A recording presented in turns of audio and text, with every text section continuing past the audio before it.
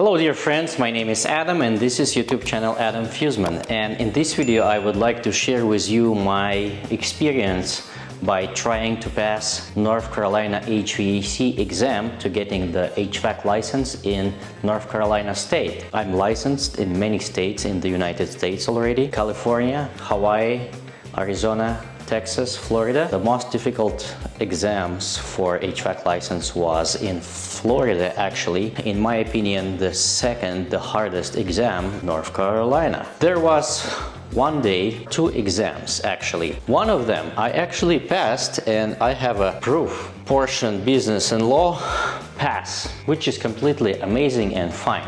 This actually exam is just 1.5 hours, 50 questions, and it is open book, and you can actually just can pass this exam by using just one book. That's it.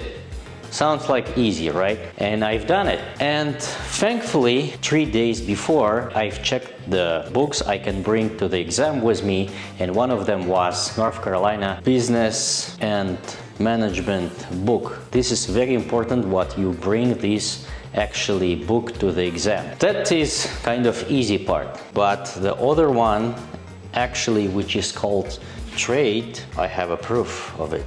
I failed the North Carolina trade exam, which contains 98 questions, and I answered the correct just for 64 of them, which is quite less than the passing score. The passing score is 70%. I've got about like maybe 65. So I would say I'm very experienced in passing HVAC exams of any of it. I prepared myself for actually this exam for 3 days before the exam itself, and I passed. Why?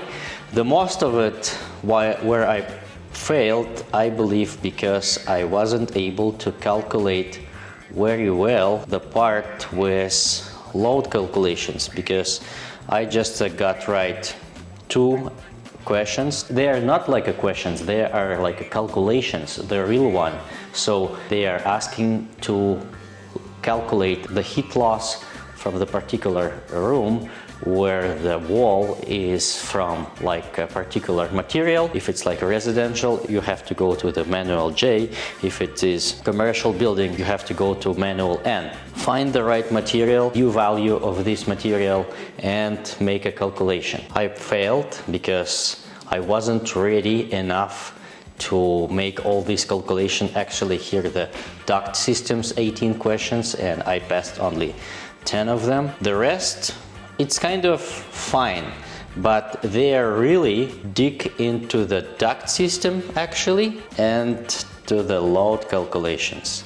There was no any problem, for example, with piping insulation or piping and tubing. The thing is, this is an open book, and there is a catch. So if you are bad on calculations or on something and your preparation wasn't enough for this exam, the books won't help you on this exam. You will have to prepare yourself very well with all books, because I brought 2 bags with all the books, about 10 of them, and the examination center, PSI exams, actually check all of them, and they asked me to remove some of the printed tabs which wasn't correct, and I removed them, so I eliminate some of the work I did for these tabs. The business and law part, it's easy. The trade part, it's actually not easy at all. So if you going to pass the exam, which is called H3I, you actually have to prepare yourself much more intensive than I did just in 3 days. So this is my recommendation, and this is a video I'm talking about how and why I failed this exam, because I was very bad on these 2 parts. So I know where I'm bad now, and I'm going to pass my second try of this exam. And North Carolina, it's actually allowing to pass this exam only after 90 days. And this is actually very similar to the experience with Florida, because Florida, each try, you have to wait about 3, 4, or maybe even 5 months. You're wiping out the whole information you had on your head about all this calculation and all the information, because most of the information on these exams are just useless, I mean in practice. So if you want to watch video more like this, please consider to subscribe to this YouTube channel, hit like button, and I'll see you in the next one. I hope you enjoyed this video. Bye.